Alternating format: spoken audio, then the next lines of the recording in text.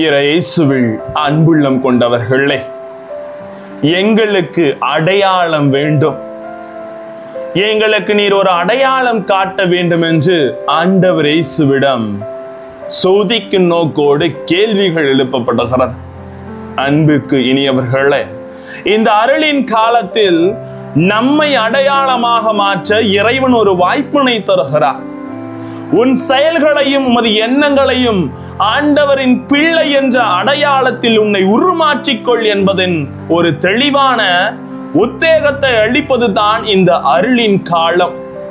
நம்மை அடையாளமாக மாற்றிக்கொள்ள வேண்டும். நீயே அடையாளம் என்பதை இறைவன் என்று நமக்கு தெளிவுபடுத்த விரும்புகிறார்.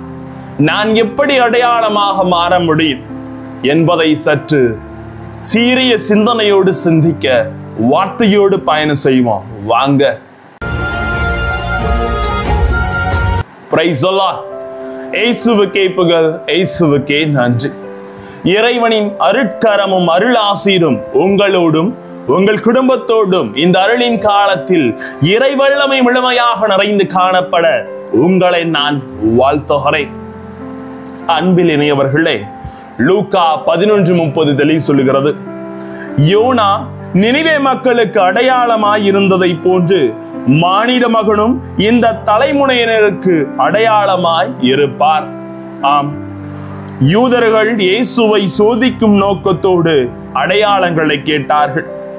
ஆண்டவர் செய்த அதிசயங்களையும் அருள் அடையாளங்களை பார்த்தும் அவர் மேல் விசுவாசம் கொள்ள முடியாமல் இறுகிய மனம் படைத்தவர்களாகவே இருந்தார்கள். எனவே தான் ஆண்டவர் அவர்களை பார்த்து நம்பிக்கையற்ற சீரழிந்த தலைமுறையினரை என்று சாடுகிறார். லூக்கா 9:41.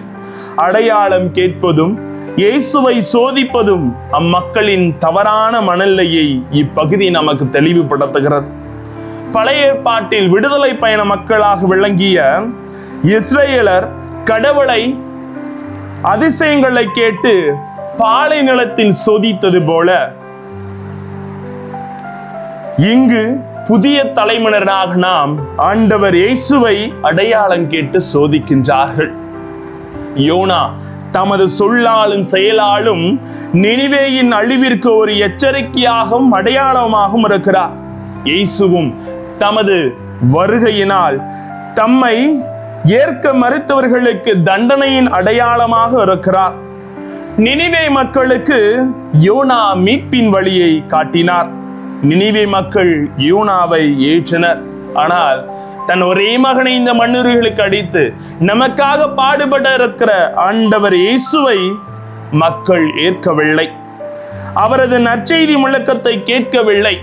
எனவே அவர்களுக்கு இயேசுவின் உயிர்ப்பே அவர் பெரும் அடையாளமாக அங்கு காண்பிக்கிறார். பாடுகளை அனுபவித்து நம்மை பாவத்தின் பிடியிலிருந்து விடுதலை கொடுத்து அன்பின் மக்களாக, ஆசிரியின் மக்களாக, உண்மையுள்ள மக்களாக நிலைத்து வாழ இறந்து உயிர்ப்பை அடையாளமாக தந்திருக்கிறார். அன்பார்ந்தவர்களை, ஆண்டவர் இயேசுவின் விசுவாசிகளாக இருக்கும் நாம் இன்றைய சமூகத்தில் இறையாட்சியின் அடையாளமாக இருக்க அழைக்கப்படுகிறோம். அதைத்தான் எசாயா 43:1-3 வரை ஆண்டவர் சொல்லுகிறார். யாக்கோபே, உன்னை படைத்தவரும் உன்னை உருவாக்கியவருமான ஆண்டவர் நாமே. அஞ்சாதே, நான் உன்னை மீட்டு கொண்டேன். உன் பெயர் சொல்லி உன்னை அழைத்தேன். நீயே எனக்கு சாட்சி. சாட்சியாகவும் அடையாளமாகவும் திகழ இயேசு நம்மை முழுமையாக அழைக்கிறார். அன்பார்ந்தவர்களே, நாமே அந்த அடையாளம். அவரை அடையாளம் கேட்பதை நிறுத்திவிட்டு நாம் அடையாளமாக மாற வேண்டும். நான் இயேசுவின் பிள்ளை, நான் அவரது ஒரே மகன், ஒரே மகள், நான் கிறிஸ்துவை பின்பற்றுகிற உண்மையுள்ள பிள்ளை என்பதை நமது செயலால், சொல்லால் பிரதிபலித்து காட்ட வேண்டும் என்பதை ஆண்டவர் விரும்புகிறார். அன்பார்ந்தவர்களே, ஆகவே தான் நற்செய்தியின் சாட்சியாய் அடையாளமாய் இருப்பதால் ஏற்படும் சவால்களையும் சந்திக்க இந்த அருளின் காலம் அழைப்பு விடுகிறது. ஆண்டவரே என எனக்கு செவி சாய்த்து பதிலளியும், ஏனெனில் நான் எளியவன், வறியவன் என்பதை ஒவ்வொருவரும் உணர்ந்து கொண்டு நாம் ஒரு மிகப்பெரிய அடையாளமாக மாற அழைக்கிறோம். அதை உணர்ந்து கொள்வோம். ஆசீர் நிச்சயம். ஜெபிப்போமா. அன்பின் நிறைவா, உமது உறுதுணையாலும் வழிகாட்டிதனாலும் நாங்களே எங்கள் செயல்களால் இந்த அருளின் காலத்தில் உமது பிள்ளைகள் என்ற அடையாளத்தை வெளிக்கொணர்ந்து என்னாலும் உமது செயல்களை செய்திட எங்களோடு தங்கும் ஆண்டவரே. Praise the Lord.